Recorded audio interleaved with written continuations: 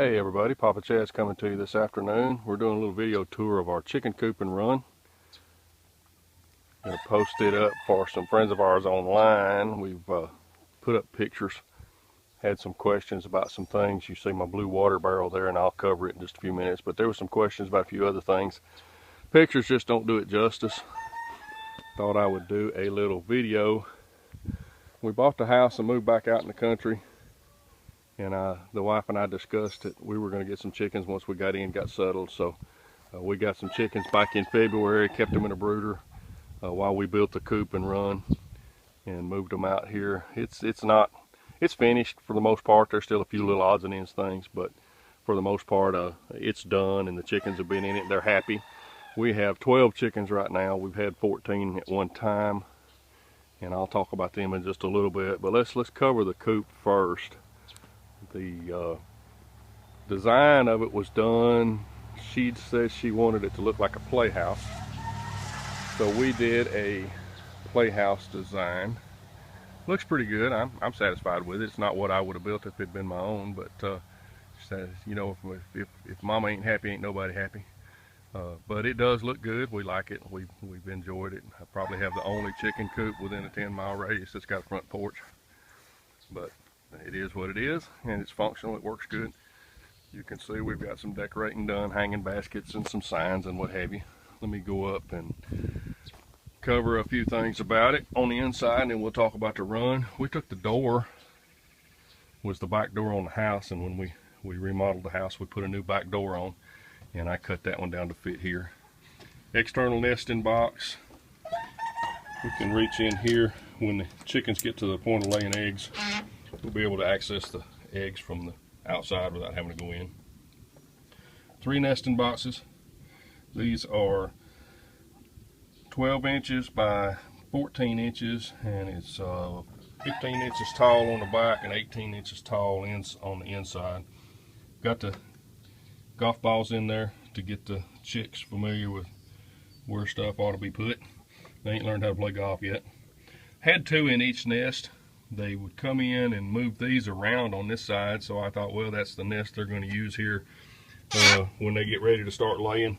My chickens are 18 weeks through 21 weeks old, so we should start getting eggs pretty soon. Got a nice window on the front, shutters. We put shutters on it so I can close it for the winter time. I'll just close half of it and back up where you can see what I'm talking about. But keeping it open right now with it being summertime and hot, obviously. Did a metal roof. This is open except that it's got, you can see in there, the hardware cloth to keep predators out.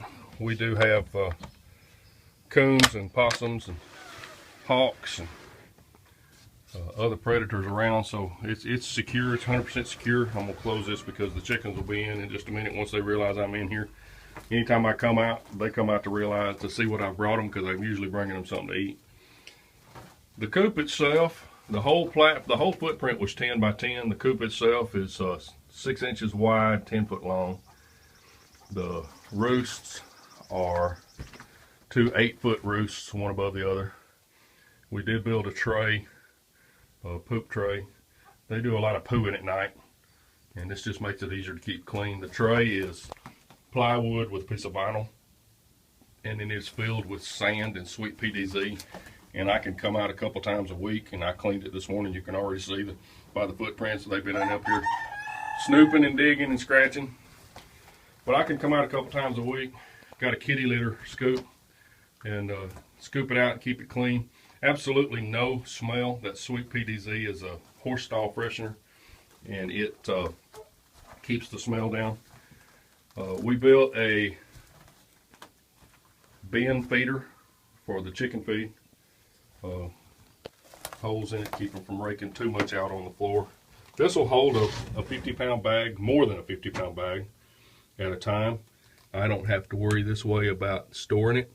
I don't have to worry about coming out every day or every other day and putting feed in, because they've got plenty. We keep an extra bag of feed, some extra supplies that we don't want mice to be able to get into in the metal can with the strap on it. Got a little bit of storage, as you can see above it. And then if you noticed outside when I was doing the side view, that end is double doors. You can see the crack there. I'll have to come back before winter and cover over that with a strip of some type to keep drafts out. But the purpose of that is I can open that up, put my carry-all that I built for the tractor on the back of the tractor and back right up to the doors. Rake out the bedding every couple of months or however often it needs it done. Take about 5 minutes, rake it out, put a new bale of straw in. I like the straw. I like the way it helps. It smells. It smells real good, and just a good fresh smell. I don't have a problem with smell. Don't have a problem with flies.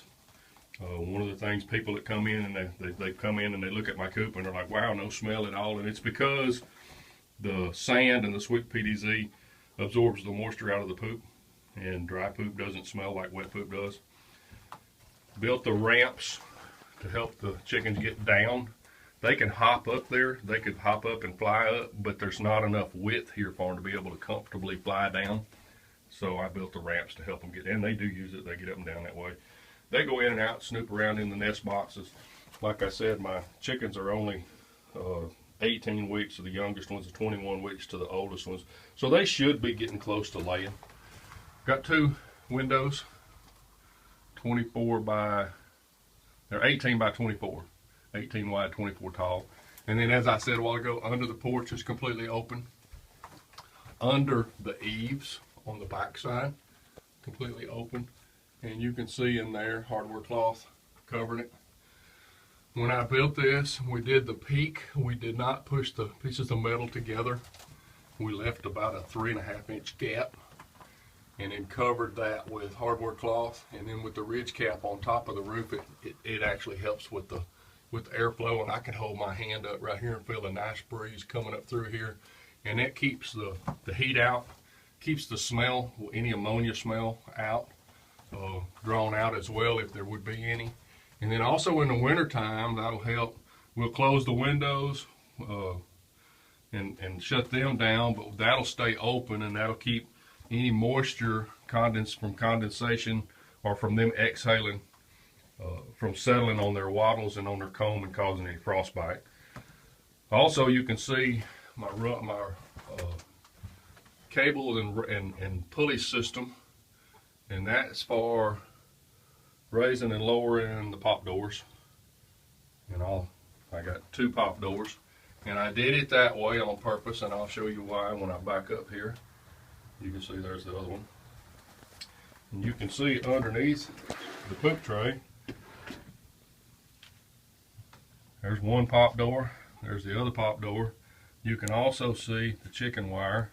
I have a door that I had up over this section, and I can close that off and use it for quarantine. I can use it as a brooder. I can use it as a place to put, if I was to get new chickens and wanted to keep them separate, I could put them in there. I have this fixed where I could divide that section off. I can put a temporary watering container and feed container in there for anything that I might have in there that needs it. I can also divide my run in half, and we'll talk about that in just a minute, to give them ample room to get in and out outside. You can see my little tray with grit for the chickens to eat, and you can see them, they're all gathered up out there under the shade of the landscape cloth. And we'll go around the outside and talk about our watering system, and then go in and cover the run and the deep litter that I've got out there. Close the door and latch it. We did a little bit of decorations. You can see Granny's hen house. That's what my grandbaby calls the wife. She's Grana and I'm Papa. That's where the Papa Chaz came from. And then we talked about the doors. I can set that dump carry-all on the back of that tractor and set it right there and rake that out. Clean it up just to make it easier to clean. The run is completely secured. It is a cattle panel hoop run, and I'm going to cover that. I built it with pressure treated 2x12s. It is the cattle panels, and then it is 1/2 inch hardware cloth that's over the cattle panels, and it's real sturdy, real strong. We covered half of it with landscape cloth. Gives them an area to come out. Rain will go through it, but it don't pour down on them. If it's raining, they can still come outside and not be standing in the pouring rain. It also gives them a little bit extra shade. It's in the shade most of the day anyway, but in the late evening when the sun's coming from behind me there, which is the west, it gives them a little bit more shade. Now you see the white pipe sticking out. You'll be able to see this from the inside when I get inside, but I'm going to talk about this just a minute. A 30-gallon water barrel hooked to pipes with chicken nipples for fresh water. At the moment, I'm filling this from the garden hose to keep water. Every week and a half, 2 weeks, I come out and fill it up, and it's not empty, but I'll come out and fill it up. I've fixed a gutter on the roof, and in the future I'm going to have that gutter going into the water barrel. But right now the Department of Agriculture is sending out notices about the bird flu, and the bird flu is transmittable by wild birds, so the recommendations are to keep your chickens separate where wild birds can't get to them. And if there's any birds poop on the roof and it runs down in the water, I don't want them doing that. So that'll do it. That can happen in the future. Right now it's no trouble to drag the hose down here. I'll just put it in through the hole here and fill it up. That'll be the overflow hole for when I put the gutter system hooked up, and then I got it built up 2 feet to give it height for the water nipples. Like I said, we built this out of cattle panels. I framed it up to be as wide as the coop, which is 10 feet. Most of the hoop runs that I've seen people build, they typically just do T-posts in the ground or some kind of framework on the ground and put the cattle panel all the way to the ground. And to do that, it's spread at a 10-foot spread, which is what the width of the coop is. It would have only put it about between 4.5 and 5 feet tall. Wouldn't have been tall enough for me to walk in. My last coop and run I built, I didn't build it tall enough to walk in, and I said I'd never build another one that short again. I want to be able to walk in there and get in there to clean. I also made the gate there, you can see on this end, wide enough, there's my compost pile, wide enough that I can get my dump cart in there. I can take in grass clippings. I can, if I needed to scoop something out or clean it out, I could get that right in there to do it. But using this deep litter method, we don't have to do that. And there's the latch on the gate. And then the ends were a couple of pieces of metal that were left over. You see our carport up there from the carport project. And I just stood them up there and drew it off with a marker, cut them off with my metal shears, and attached it.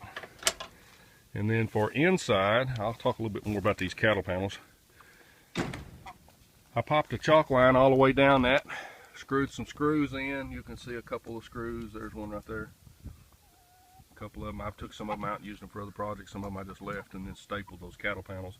But I put those screws in. You stand the cattle panel up on that, stand it up on its end on the screws, and then bend it over to the other side and attach them. And it makes a nice archway. Cattle panel's heavy duty enough wire that it's very strong. I'll probably still come back and put a beam down the middle to give the roof a little bit more room, support. But I don't know, here we don't get that much snow. The last couple of years we get 2 or 3 inches at a time. Might be enough weight to collapse it. So rather than take the chance, and I'll just go ahead and put a beam on it and be done with it. You can see the water system. I'm going to go up and cover that. And I talked about it just a few minutes ago. You can see they're drinking from it. They can peck from the center of it. You going to get a drink and show us? They can peck the center of that as a stainless steel nipple that's in that red. They're very curious. They take to these things real quickly because they're curious, and they'll peck at anything, especially if it's red. But they can peck at this right here, and you'll see when they do, water just comes running out of it. And they've always got clean, fresh water. They don't kick stuff in it, nothing, no trash gets in it. I can drain this if I need to clean the barrel. I don't put any treatment in it, although wouldn't be a bad idea to come out. And I really need to do it. A lot of people say they put apple cider vinegar in theirs to keep it from getting slimy. But I haven't noticed it. I come out every couple of days and do like I just did, just to feel of the water and make sure it's not getting slimy. And then on the ground was just the ground. And I started out letting them just scratch up all the grass, and once they got it destroyed, I filled it in with about 4 inches, 5 inches of wood chips And of course that's a 2x12, so you can see they've it's settled and they dig around and scratch around. But then I've thrown in weeds from the garden, weeds from the flower beds, grass clippings. I did put shavings in the coop, and they stayed in there a couple of weeks, and I just didn't like it. It just didn't. I just liked the straw better, so I took the shavings out, brought them out here, and put them in here. There you can see grass clippings, but I put them in a little ring with just dirt, so they'd have good dirt to do their dust baths. I need to put a couple more shovelfuls of dirt in there. It looks like they've scratched a lot of it out. But the deep litter method keeps the smell down out here. We talked about the sweet PDZ inside and the sand drying the poo out. And what they do, I'm just going to focus on the chickens for a few minutes, because you can see they're doing what chickens do. They scratch and peck and scratch and peck. And they'll dig around and they keep it turned over, and they keep any poo buried, and everything, nature takes its course, and enzymes and microbes and whatever else is down in there, earthworms will help keep it clean, and they keep it scratched and turned over. The most work I have involved in this was the initial time putting the first layer of chips in it, and since then, when I cut the grass, I throw the clippings in. I've got a few places where the grass is thick enough to rake every week when I cut, and I'll get about a half a dump cart and put in here, and pull weeds, put them in here. Table scraps, vegetable table scraps, they get those. You can see a few corn cobs, you can see sticks, you see some other things. Anything rough, coarse, fine, just mix it all up. They'll keep it mixed up, stirred up, and there is literally no smell. And that is the one great thing about the deep litter method, is it takes care of itself. I've never had the neighbors complain about the smell, because there is no smell. I've been standing here now for 3 or 4 minutes video, and there literally is no smell. There is a website that I go to a lot. It's a chicken community forum, backyardchickens.com. There's a lady, Bee Kissed, who did a real good video on the deep litter method, and that's part of why I wanted to do it out here, just because it does such a good job of keeping the smell down, and there's literally very little work to have to do. Now I'll put their ramp back up. Got them an old pool ladder out here to jump up on, and they'll spend time up on it, blocks. And see, they've got a pretty good sized hole scratched in right there. But I mean, that's just what chickens do. We throw them in watermelon rinds. I spoil them, but it's enjoyable for me to come out and just sit and watch them scratch around. They don't have a care in the world. You can see I've got blue Americanas. I have 4 hens and 3 roosters. I bought 8. They're purebred from a breeder about an hour away. Straight run, which meant you don't know if you're getting hens or roosters. And he said if you want 4 hens, you need to buy 8, because you're probably going to get 50-50, and he was dead on. I got 4 roosters and 4 hens. And I gave one of the roosters to a friend of ours who does real good with her incubator, and she's going to do some of my hatching for me next spring when we get ready to do hatching. Right now, the Americanas, 6 of them were a week old, and the other 2 were a day old.